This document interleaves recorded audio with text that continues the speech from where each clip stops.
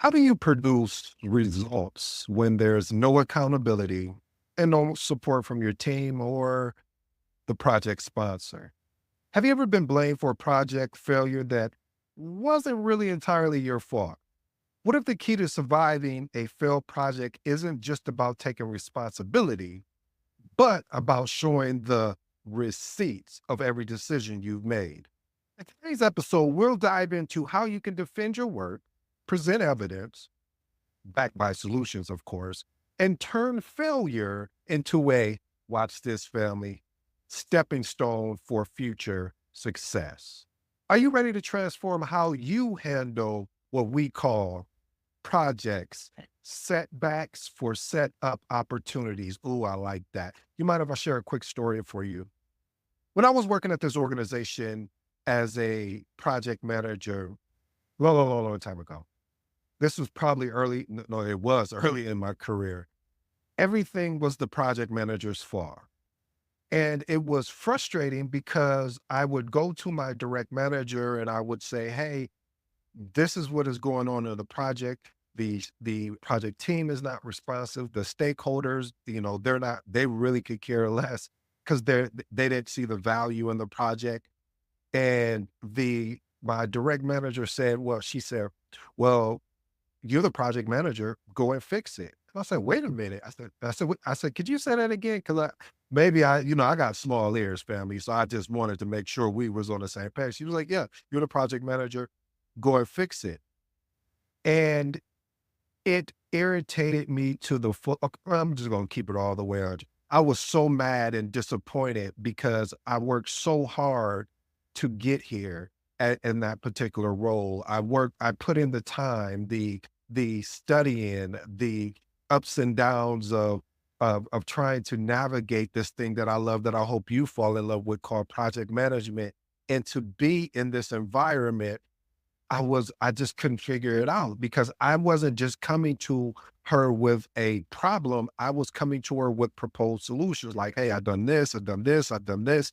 And I need your support. Maybe it's me. I don't know what it is, but I would really love your support so we can establish the proper expectations. And they didn't have the proper PMO or the proper project management setup. It was just, hey, this is what needs to be done. And I was like, well, hey, because of course, just got my CAP-M. I think I got my CAP-M at that time. And I was still in the PMBOK mode, which we should be as project managers, but we should also reflect on the real world.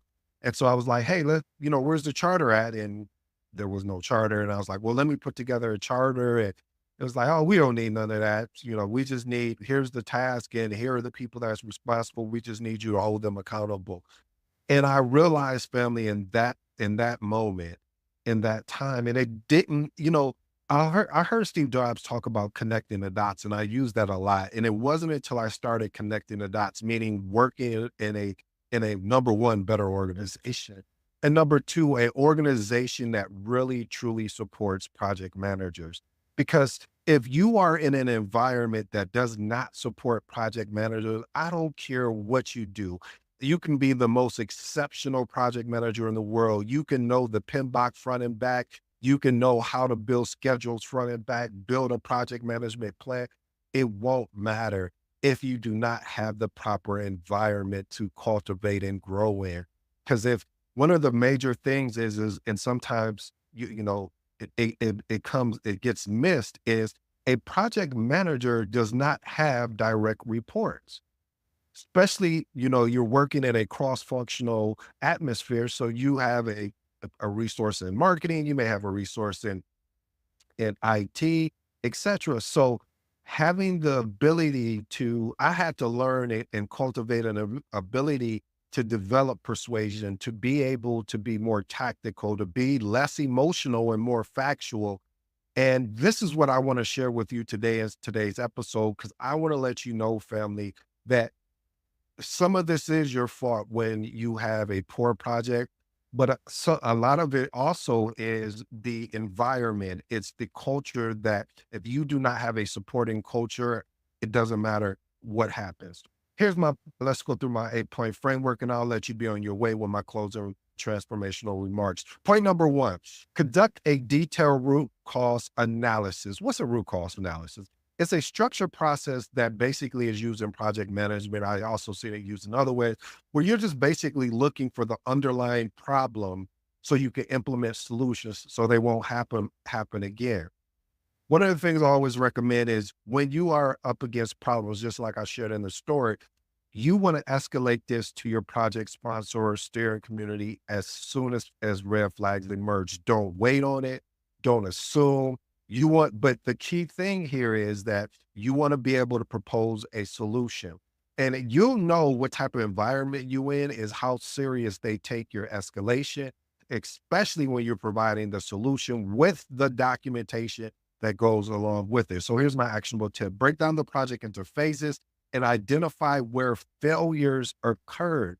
See, there's a pattern where you'll see failures occurred at. So you want to break those down. Then you want to use data to map out the root cause rather than just making assumptions or as my cousin would say, get all in your feelings. But seriously, it's really real because you can get in your feelings, and when you get in your feelings, and then you get in your way.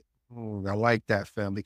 Next time, I will also ensure more frequent risk assessments to catch issues earlier. Point number two, own the mistakes, but don't take all the blame. Yeah, I said that. So you want to be able to establish clear communication expectations from the start to ensure all team members are aligned. You know, the key mantra here, documentation beats what?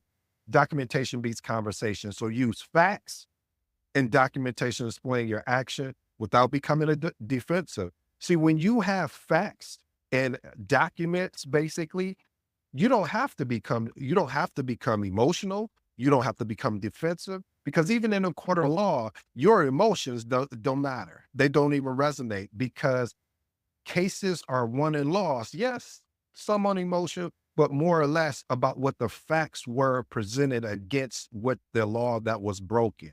So we have to understand we need to document. This is why I'm so big on pushing documentation. So when you are in your lessons learned or your post-mortem or your retrospective, whatever you want to entitle or call it, but the key foundation of all of those I just mentioned is what didn't go well, what did go well, basically your positive and negatives. You want to be able to have the documentation when someone says, well, it's all the project manager's fault. The project manager done this, and this. And you say, well, on Monday at this time, I sent this email. I also, during our meeting, I followed up on it again. I also escalated it. You tell me what I could have done better. See, when you put the ownership back on the person who was saying, this is your fault, this is your blame, this is all your fault, you say, okay, I'm willing to own that mistake, but where do you come in? Because last time I checked, we are a collective as a team. All right. So actionable tip, take accountability for what was within your control, but different between personal responsibility and external factors. Focus on collaboration for future improvement. Point number three, document all project issues and escalations. You know, this is what is going to be the running mantra through today's episode, documentation, leveraging escalations properly. So anyway, regular update stakeholders with documentation to ensure transparency. When blame, present those documents, issue an escalation as evidence of step taken to prevent failure. Here's my actionable tip. Keep a log of all major issues, including dates, the action that was taken. And also this is key too, because I don't see a lot of project managers doing this. And I actually started doing more of this is what were your escalation attempts? Document that as well. This documentation protects you, against blame and shows accountability. Point number four, lead with solution, not just problems. Again, family, we understand that these things are happening and it's not right. It's not fair. You probably want to go into a pity party. I'm not going to blame you. I'm just telling you the facts here. It's okay. But after you get out that pity party, let's focus on leading with solution and not just problems.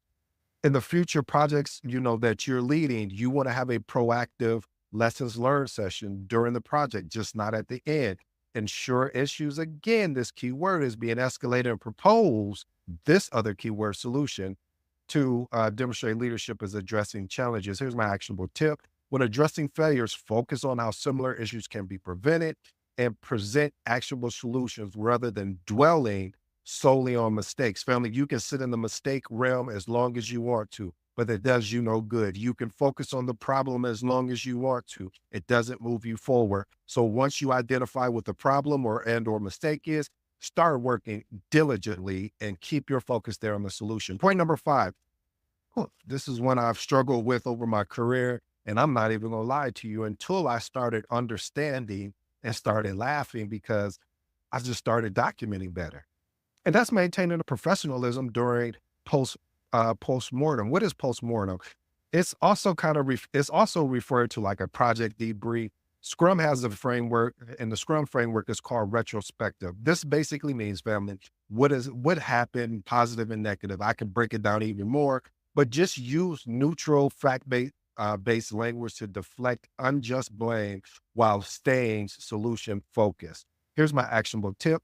Focus on data, facts, and process improvement. Avoid that finger pointing and emotional reaction. It doesn't do anything for you, and it doesn't do anything for the organization as well as the team. Point number 6, improve communication with sponsors. You want to involve your sponsors early and often. You want to make sure that they understand their importance, why they're needed, why have a project sponsor if you can't leverage them properly. You want to use frequent check-ins to ensure all of the issues are addressed. Now, I know the question may be, bro, well, what if I don't have a project sponsor? And I only report it to my manager. Hey, you want to get them involved. And if you're not getting the proper support, you need to start looking at alternative solutions. And that alternative solution may be, and I hate to say this because I'm big on doing as much as you can, fighting for the opportunity as much as you can, but you may need to look for other opportunities. If you're, because again, like I stated at the beginning of this episode, it doesn't matter how exceptional you are. You still, as a project manager, need support. You still, as a project manager, need somebody to come be, if you send an email and you're on a call and you're constantly pushing and bugging, and they are still that project team member or stakeholder is not being responsive to you, your leadership should be jumping in and helping you. Here's my actionable tip. Regular check-in with project sponsor to ensure alignment and avoid surprises. Their support can be pivotal in overcoming hurdles. That's why I said, fam, sometimes this can be culture-based, which takes me into point number 7. Foster a culture of accountability, not blame. Again, foster a culture of accountability, not blame. See, when you're faced with a blame, address it with evidence of collaboration and accountability rather than being defensive, rather than being emotional, rather than being, oh, well, why is always me? No, no, no, no. We don't do that. We back our claims up with evidence. Here's my actionable tip. Promote a project culture where team members take responsibility for their action and contribution to solution rather than shifting blame. I'll introduce more regular check-ins to reinforce team accountabilities. Point number 8, involve the right people in decision-making. Family, I've seen this so many times where we don't involve the right people in the decision-making. So it's imperative. Matter of fact, it's so important to ensure you have the right stakeholders in the room when key project decisions are being made to prevent decision bottlenecks. Here's my actionable tips. Engage senior leadership early in critical decisions to capture and retain their buy-in. If key decisions are delayed, escalate to senior leadership to ensure better results. And my bonus for you today, family, is build organizational resilience by supporting PM. What you want to be able to do, listen, family, I continue to talk about culture. So the running themes have been culture, escalation, what's another one? Leading with solutions instead of problems. All of this is important because this builds an organizational resilience for supporting PMs. So advocating for policies that support project managers, including formal escalation paths and stakeholder management frameworks. Here's my actionable tip. Get buy-in from executive sponsors to develop these frameworks for long-term organizational improvement. Let me say that again. So get buy-in from executive sponsors to develop these frameworks for long-term organizational improvement. Here's my transformational remarks, and I appreciate you giving me this opportunity today.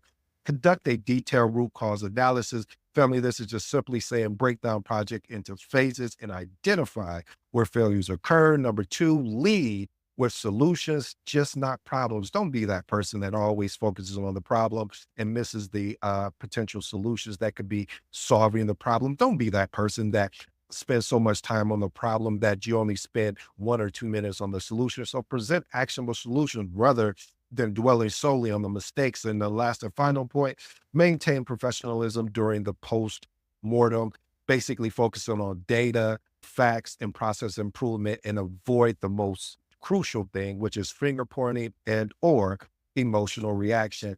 Family, I hope you enjoyed today's episode. I go by the name of ED.